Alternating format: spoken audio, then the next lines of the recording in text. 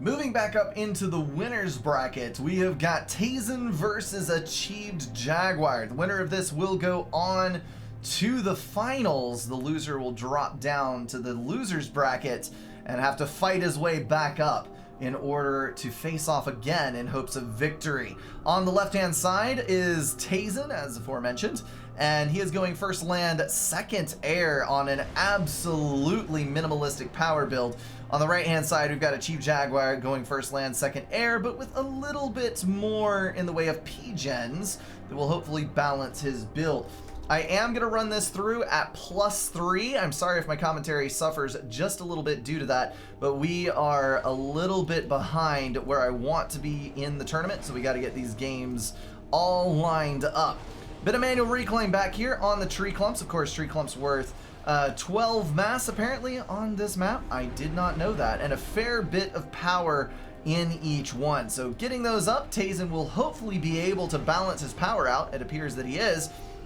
Get this air factory online, and I would imagine he is going for an extremely early bomber rush to try and shut down his opponent. He's also got a mech marine out to the left-hand edge that's going to loop around the back in an attempt to get the engineers that are doing the reclaiming on this edge. That is some meta level stuff to be throwing at your opponent, because you know where they're going to be sending their engineers, and therefore you know where you want to raid. We've got a mech marine moving around the back edge here. Achieved Jaguar also pushing one over to the right side expansion for Tazen. This bomber is going to come straight up the center, winging back over before it charges for the base. No, that is actually going to be hitting the engineer on this side. Well done there, picking up an expansioneer, eliminating that potential for reclaim, and the extractors that lie beyond. That mech marine was picked up by the tanks there, but the bomber is going to go after the engineer in turn. Jaguar microwing like mad in order to keep that engineer away from the freaking bombers. And on this side, we did see a pickup for Achieved. He was able to bomb out that engineer, but unfortunately interceptors did pick up the bomber on that side. So as this map settles in, basically what you got to do is you got to scale up your build power. You got to get out and reclaim like any other map. But if we look at our heat map for reclaim, you can see while most of the mass is in the trees, there are some strategically placed boulders that are crucial to pick up because they got 175 or 113 mass in each one. So if you're able to get those boulders under your reclaiming engineers, then you can get more land factories online than the other guy and be able to exercise map control. And in the center, that's going to be super important as you are struggling to gain these clumps of mass extractors to add them to your ever-increasing economy. So what I'm saying here is we're seeing both players extending on opposite sides of the map, kind of playing ring around the rosy with map control here. Purple's ACU has moved up to the front. We do have a bomber in the back dealing with the raiding units in the rear. Looks like 4 tanks versus 2 after that little engagement there. Tazen a little bit ahead on the micro for that meetup. So those tanks are going to be free to move around the back edge and eliminate the hydro as they see fit. Bombers moving around the right-hand side as well. Tazen looks like he has a ground fire order out, which didn't really eliminate anything. I'm kind of curious as to what he accidentally clicked. Probably meant to do either a patrol or a waypoint and instead held down Alt. Or he held down Alt instead of Shift is probably what happened there. That is going to lose him the bomber, but gain him the air control. Achieved only has 1 interceptor to Tazen's 2. So that is going to be a knockout there. Jaguar now punching towards the enemy ACU with a vast horde of units. He is pretty confident that he's gotten most of his stuff under control, and he's now just pushing towards the enemy. He's going to try to get these mass extractors online and also wing towards the north to eliminate that threat. He did lose his hydro over here. Achieved down 5 mass and about 100 power per tick on eco. But moving out the other edge, looks like Achieved will be able to gain the upper hand. If only he were able to push after those units. Looks like a bit of a failure in APM. He wasn't able to keep up with all of these orders. Saved that last mass extractor though. Now we're seeing the slow and steady spread of Tazen versus the early game spread, then recoiling, then spread again from Achieve Jaguar. Nice little raid in the back there, which will pick up the engineer and eliminate the possibility of getting those mass extractors online in a timely manner. But overall, not as damaging as what was done by his opponent.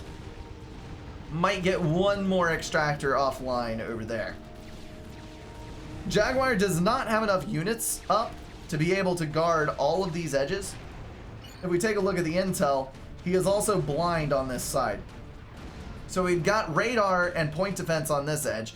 We've got radar over here to be able to cover all of this with good solid intel, but there is a pretty significant dead space over here where he doesn't know what his opponent is doing, and that's kind of leading to him stabbing about in the dark, having to use reactionary forces that are way too large for what is actually over there. If he would have had all of these units together in a clump, he would have been able to stand up to this ACU and potentially even beat it back, but now he's going to have to deal with that intrusion into his territory. A little bit of movement up from the south. That's probably going to be able to claim these mass extractors over here, but we have a counter push from Achieved through to the rear. I love the point defense going down in these random locations. That is a strategic play there. You don't use point defense as a dependable measure to close a choke point. You just stick a point defense over there so your enemy can't cheaply throw 2 tanks at it and kill all the mass extractors. That is exactly what you don't want to have happening. Point defense are also a good thing to fall back on if you're being pushed by enemy units, because you can gain that extra DPS while fighting off the arty in the front. Achieved is having to fall all the way back now. Tazen pushing almost in to the production in Jaguar's base. If we take a little count on air and whatnot, looks like we've got 101 tanks, 19 interceptors versus 89 tanks, 3 pillars, and 9 interceptors. So Jaguar was able to make the T2 jump much earlier than his opponent. He is a little bit behind on air, and they are roughly equal in land forces. Jaguar had to recoil just a little bit, lose a little map control in order to pull off that T2 ship, but I think in the end it is going to be worth it. 3 air factories online over there in addition to the one in the home base. G Jaguar still only depending on the 1 air factory with light assistance. Actually no assistance right now. So if he's not careful, he's going to get himself into a big old bind for air problems. Bombers already harassing his units in the middle. If he isn't able to get mobile flak out to deal with this very quickly indeed, he is going to struggle because he's losing his tanks right, left, and center. Some due to bombers, some due to bad unit placement and micro. It is not a good situation. I think he threw away the majority of his lead there. But interceptors coming in over flak. All the bombers dead. And a pretty significant number of flak either heavily damaged or lost due to that pass over. Oh no! Again, they stand still and are disintegrated by the flak. Holy kashmoles, that was bad. Well, that single-handedly evened up the air game right there. Looks like we got a drop on the north side, though. While that was distracted, engineers are going to get laid to waste, and this factory is going to go down under the fire of all of those tanks. But a pillar moves in at the last minute, chases those away, and evens up the odds. Jaguar is now in a bit of a precarious position because he did send all of his units away to the south. He does have T2, so he should be able to punch through, but that leaves his ACU relatively exposed to the gun commander that is coming online right over here. Assisted by 5 engineers, he's trying to dump the gun upgrade. I think he scouted and saw exactly what Tazen was up to. He's going to try to get this online before Tazen can close range, and he might just do it under heavy power stall conditions. Although, with Reclaim coming in, he's actually negative. When it's not, he was power balanced. There's the gun upgrade. It's now even odds once again. But in the south side, this is going to hurt a lot. Tazen is going to lose an entire expansion over there. He's running about 10 mass ahead in eco. But that is going to be evened up to a pretty great degree by the push on the south. Jaguar moving in against the units to the north. Looks like both of these guys are once again playing ring around the rosy with the map control as they both lose the same sets of expansion at almost the same time, over and over again. The problem here is going to be the units coming into the back of a Chief Jaguar's base. These are going to be able to knock out the expansion, then move either here to kill the Hydro and Radar, or around the back end to kill secondary Hydro and a Mass Extractor on this side. Meanwhile, the power supply is in danger right over this way. A Chief Jaguar taking some extreme hits on his Mass Extractors in the back end. Looking at Tazen, he's come out pretty well, full HP on both of these guys and a superior number of pillars on the front line. A Chief Jaguar, of course, pushing up as much as he can, getting engineers out to the front to reclaim. One single wreck reclaim pays for that engineer, even if it dies, so it's worth it to send them up there and try to get that mass in pocket. On the southern edge, a T2 Mass Extractor down, along with the Hydro for a Chief Jaguar's rating. That is a lovely, lovely thing indeed, and it's going to put a Chief ahead in economy. Nano started, then canceled. Looks like we got 13,000 reclaim, pushing on 14,000 for a Chief. 22 for Tazen. Even though Tazen lost a significant amount of mass on that, I think he's probably still at least tied, if not ahead, in total mass income versus a Chief, strictly due to that massive amount of reclaim advantage and the lead that he held for so very, very long over the early course of the game. That nano repair is going to throw a wrench in the works for Jaguar, giving this ACU about 100 regen per tick. There it is, 62. I was thinking of the 5 vet commander. That is only a single vet. That is going to be able to soak a ton of damage. Will be very difficult to kill in an ACU on ACU battle. In addition, Tazen is starting to pull ahead in total unit count. He is now ahead again in economy. Looks like we got 57 freaking pillars along with 40 plus interceptors for Tazen. On a Chief Jaguar side, we got 45 pillars and literally 0 interceptors. So this is starting to look a little bit dicey. We've got more T1 tanks coming in. A Chief Jaguar having to build more flak instead of tanks in order to protect his ACU from air. Overcharge planted on the pillars there. Looks like Tazen's going to pull his tanks back to the rear and damage soak with the ACU on the front. Many, many pillars pulling in. Jaguar's going to try to get the KO right here, right now on this ACU. He knows he's behind, but the forces are split for Tazen at the moment. If he can manage to do enough damage right here, he might be okay, but no. With an increase in veterancy, the regen on that ACU, this son of a gun is going to survive no problem. Come out ahead on the tank count, and that is going to be G freaking G. Achieved, falling away, and there's the boom. 12,000 HP, 13,000 remaining on Tazen's ACU. That was a brutal matchup. Well played, Tazen. That pillar spam is a thing to be proud of. How many factories was that? 1, 2, 3, 4, 5, and then a 6th, heavily assisted, pumping out pillars. That was really good stuff. Well played to both. The Chief Jaguar is going to drop down to the losers bracket. Tazen advances to the finals. This is going to be another speedy game as I'm catching up to where the guys are at in the brackets. It's going to be Koiskix versus Pachi, otherwise known as Turimbar.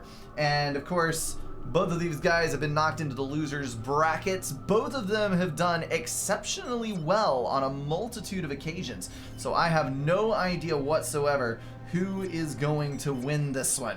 Let's look at the top left. Koiskix is going for first land, second land on 5 power generators with the Hydra reached out for. On the south side, Pachi is going for first and second land on 3 power generators, dropping another 2 after the Hydro, and then he's going for a scattering of power generators. So the last time that we saw Koiskix, he had an exceptionally good build order using a very finely balanced level of power. Oh dear. There went an expansioneer. Here goes another engineer. And the ACU comes in, missing 2 shots on that Hero Lab.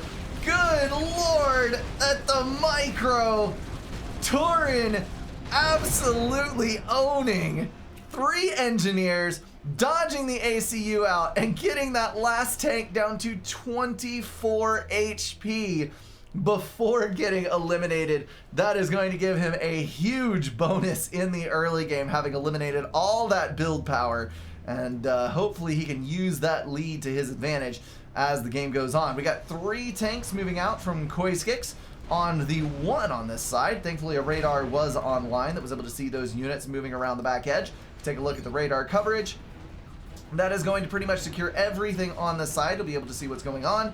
And Tourney has got land scouts to depend on. Neither player, as of yet, has scheduled an air factory that I've seen. No, they have not.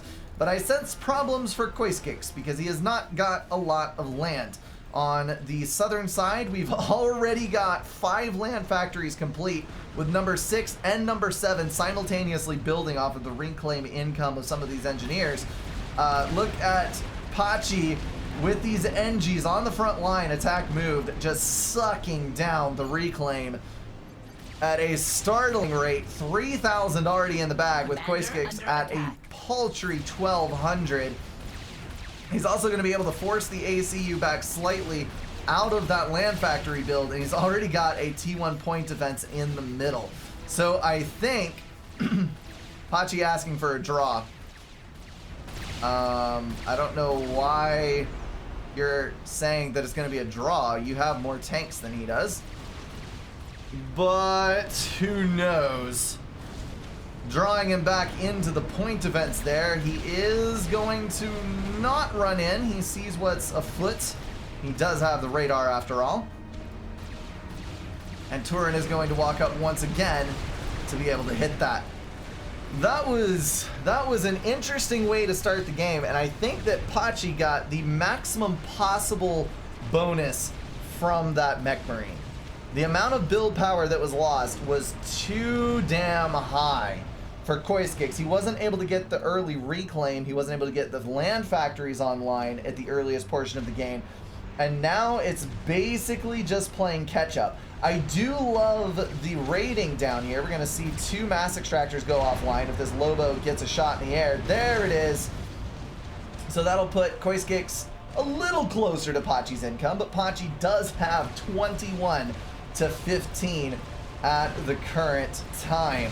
Looks like T2 is at 74%, able to do far more than you would typically be able to on this many mass extractors thanks to the reclaim. He's also got a T2 factory online, pumping out pillars now that he's got 2 T2 engineers on the way. He's got a lot of T2 build power on the front line. He'll probably be able to point defense creep directly into koiskix's base. And that is gonna be that. There's the triad fire directly on the ACU, which is already at 4,000 HP, 12,000 on Pachi's commander. I think that that is going to be a definitive win for Pachi. I don't know what koiskix can do at this point. He is not giving up, so kudos to him for fighting it out. But Pachi has the unit advantage, the eco advantage, the tech advantage, and just generally speaking is going to be able to grind koiskix into oblivion using progressively closer triads. 70% on the gun upgrade, but the gun upgrade doesn't do jack squat when you've already got 3 triads to go up against. If it was 1 triad, yeah, you'd be able to overcome that with a gun upgrade. But 2, 3, it gets a lot more difficult, especially with that low of an HP. No way, Jose. All right, pillars are moving in. koiskix taking the GG, and that is that. All right, end of that round. Let's move on. Well played, Tourney, just absolutely owning that matchup. I have no idea what just fell over on my desk, but I apologize to any headphone users that might have interfered with. What just happened? Oh well. We're going to move on to the next match. And now we're on to the finals in the losers bracket. The loser of this match is going to take 3rd place in the tournament. The winner is going to go on to the final to face off against the person who I should have looked up their name at the beginning of this, Tazen. Tazen is going to be the opponent in the final. The map is Haven's Reef. On the left-hand side, we have got Pachi Pachi Pachi, and on the right, Achieved Jaguar. This is an oddball map because there are island expansions on the outside edge, though it does not look it. There is water here. I know that the dark shading on this map makes it a little bit difficult sometimes to tell exactly what is going on terrain-wise and whatnot. You've got a good amount of reclaim up here, but you do have to walk all the way around the edge to get to it, and you're basically fighting over this channel. So typically the way that I see this game go is you end up fighting over air. Navy is typically not super important, and a lot of times people will go hover. Of course, that's a little bit of a difficulty with UEF, seeing as they don't have any form of T1 hover, but you'll see drops to claim the outside islands, and then drops and counter drops and air fights with a little bit of a war in the middle. Walk to mechs seems good, says Achieved Jaguar. First bomber out for Pachi Pachi. That is going to hopefully throw a big enough wrench in the works for Achieved Jaguar that he cannot recuperate from it. Pachi claiming that he is E-stalling, which I'm sure that he is because he went for a bomber first and he's only got 3 power generators. Let's take a look-see over here. -7 mass, 54 power positive. He is going to get the engineer there though and kill off the ability to reclaim on that, and then he's going to get the build power in the base as well, killing every single engineer that Achieved Jaguar possesses. As he loops back around, he's going to come into firing range of the T1 mobile anti-air. He might just sacrifice the bomber though in the hopes of getting those power generators, but no, he is going to wing it around to the outside edge and go after the expansioneer on this side. Kudos to him for trying to shut down everything, not just a little bit. The goal of the first bomber, you are going to fall behind with the first bomber. It is a fact. You power stall, you can't get your build up properly, you have a slower factory to roll off engineers afterwards. It's just not a good situation. But if you can kill enough of your opponent's stuff with that early bomber, you can make the game even. And the question is whether or not Pachi crossed that line. And to be honest, I don't think he did. Because we've got 7 mass per tick to 11. Chief Jaguar is already pushing out more engineers to take up what he got left behind on. He's ahead in power, he's ahead in mass, he's ahead in build power. I think that might have potentially been a screw up on Pachi's part. That tank is going to survive just barely from the napalm, and Achieved Jaguar's now got scouts out and will be running his own interceptors. So well played on his part, getting over that aggressive air. He's also apparently going to continue to micro this tank in order to try to occupy that bomber for as much time as possible. That is a bold move, good sir, but a worthy one. I'm also confused as to why there is a naval factory going down there. I am curious. I typically don't see super early Navy built on this, but I guess if he does get a frigate down early enough, he could potentially shut down walking units from going to the outside expansion, and could potentially also get a frigate into the rear, which could kill off some mass extractors and power generators.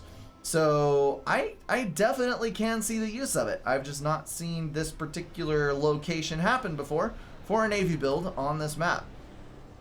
Bomber is still alive, hero that he is. Let's go take a look. See, it is at 5 kills. 5 kills, 1 veterancy, regenning at 1 health per tick. But we've got 2 interceptors in on it now, so no chance whatsoever of that thing surviving. There's nothing on the outside edge of the map yet, though, so it doesn't really matter that that is going to go down.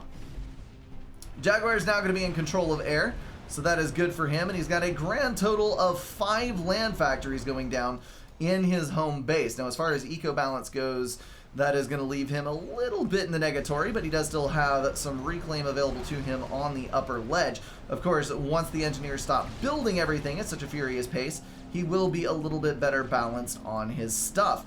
Airlock is real on the other side. Pachi only has 2 interceptors to his name, versus the 3 from his opponent, although with the assistance on that air factory, it might not actually be the end of the world. There's a T1 mobile anti-air out as well, and Jaguar is going to be forced to flee. Units moving up through the center. Pachi at the front. He is going to try to get the upper hand on his opponent in the neck, but having seen what is coming his way, he's going to back up and just go defensive for now. Jaguar is now dropping. He got his transport out pretty dang early. We've got another transport on the way for Tourney. These guys should be able to claim their respective islands. Jaguar is going to be slightly faster on his, of course. And Tourney is now putting up a radar in the middle and is starting to construct a wall section. Now, the thing about walls is that if you build like this, it actually screws the enemy pathfinding harder than not building it at all. Because if you place a move order, the units might just like try to go there and then decide the pathfinding isn't open and just stop.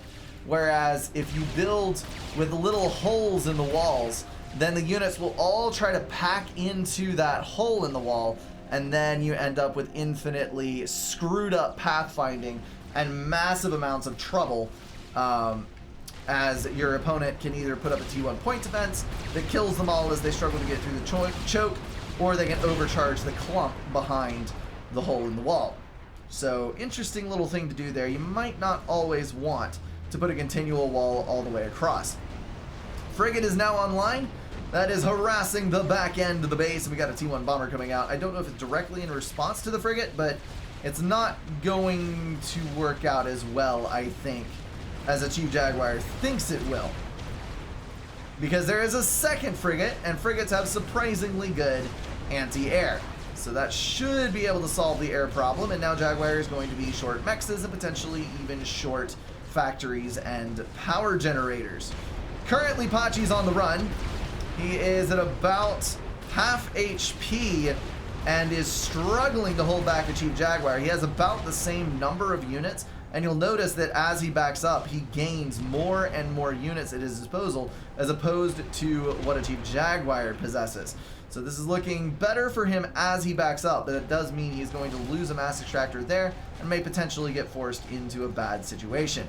I would love to see these frigates come back into range here and start killing off the T1 power generators, because I think that would have as much or more of an impact as killing off the mechs will. Jaguar's getting a little brave here. He's going to walk into a T1 point defense and take a little bit of unnecessary damage. Thankfully backing up before he dies incredibly stupidly. Meanwhile, on the left, we have got a drop. It's a combat drop, 3 tanks and a few engineers. I don't think there's anything that Pachi can do to stop that, to be honest. He does have... Oh! He has a Lobo up, which is going to be able to take out the T1 point defense, one of the engineers. He got all the tanks, and now he's good to go. That is a surprising result from that. I was not expecting him to actually be able to kill that. Well done indeed. Responding like the 1900 rated player that you are. Got quite a few T1 units over on this side that Yellow is not bringing up to help him out, and also gotta love the Napalm AoE. Lots of tanks there taking damage. Jaguar has decided to go for strong T1 spam, apparently, to the detriment of pretty much everything else.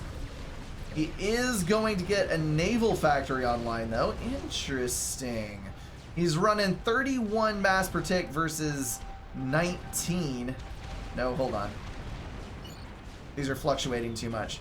That's 22, and that one's 19. So they are pretty close together. And now there is a T1 point defense online that will be able to push the frigates back from the shore. Interesting thing about frigates, they actually do have a small amount of AoE. It's not a huge amount, but it is enough to kill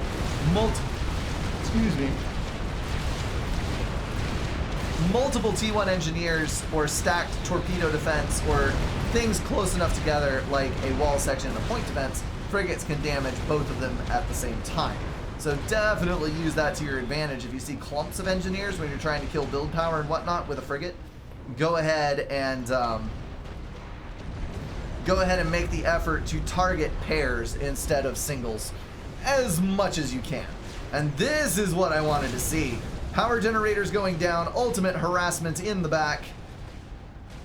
And then we've got an additional naval factory coming online practically in Jaguar's base. And I don't know why he abandoned that, but whatever the case may be, we'll leave him to make his own decisions.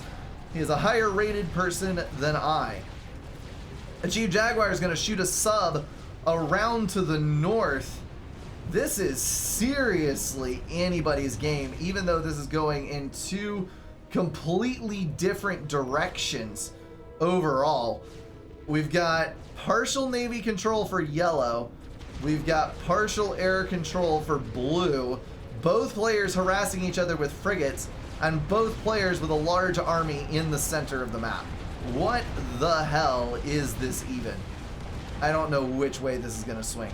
But what I do know is that Tourney is throwing down a gun upgrade very quickly indeed, and Jaguar has no such upgrade. So this ACU is going to be able to move up to the front and just mow through all these units on this forward edge. Frigate was able to kill off the other point defense, thankfully, and is keeping the units in the back of the base suppressed, but unfortunately is not going to be able, not going to be able to do any significant amount of damage. Pachi pushing up with that gun comm, showing it off to the world. Jaguar is in full retreat, knowing exactly what is going on. He has got to get to a defensive bulwark, and what that bulwark will be, I know not. He doesn't have any T2, he doesn't have any kind of significant control with which to stop that commander. He is going for a T2 air factory though. That could potentially lead him to gunships, but now Pachi's got it scouted, so he knows what is coming. Am I going T3 mechs or what, says Jaguar. Apparently he is in a little bit of a mass stall. Yes, stalling 100% mass. There's no way that could possibly go wrong. He's got a bunch of engineers around an air factory there. To be honest, I would have gone T2 on that one. It is in a safer location, and it would have been more of a surprise to his opponent. Interesting decision going T2 over here. Jaguar's front end now collapsing slightly. We're seeing T1 anti-air turrets come online next to the ACU, built by a handful of engineers. That's going to hopefully deny any form of T2 gunship counter to this push. Chief Jaguar taking a pretty significant hit to his power right there, losing about 9 P-gens as well as the additional air factory. T2 gunships coming in, hammering away at Pachi's ACU as he's trapped inside his own units, but I think that that was a mistake in targeting. Jaguar should have gone after the additional land units, because now he's going to get pushed all the way into the back, and this is not going to end well for him. He's already low on HP, and boom goes the dynamite. Pachi mowing him down with that gun upgrade. That was a very evenly matched game all the way through it until that gun upgrade. That gun upgrade owned everything. I like watching a dynamic game like that where where at the earliest part you have two diametrically opposed starts to the game, and then you end up coming out about even overall. And I think that that's honestly the best that you can hope for when you're going first bomber on a map that doesn't have any power reclaim. So kudos to Tourney for being able to pull a win out of that, and better luck next time to achieve Jaguar. He is now out of the tournament. We know who our competitors are now. Pachi versus Tazen. And that is going to be the final round that we're going to dive into right now. That is going to wrap everything up for this video, guys. If you enjoyed it, feel free to drop a like and share it with someone. If you want to support the channel, catch the streams, or join the Discord, check out the links in the description. Thank you all for being at least partially insane, and I will see you in the next one.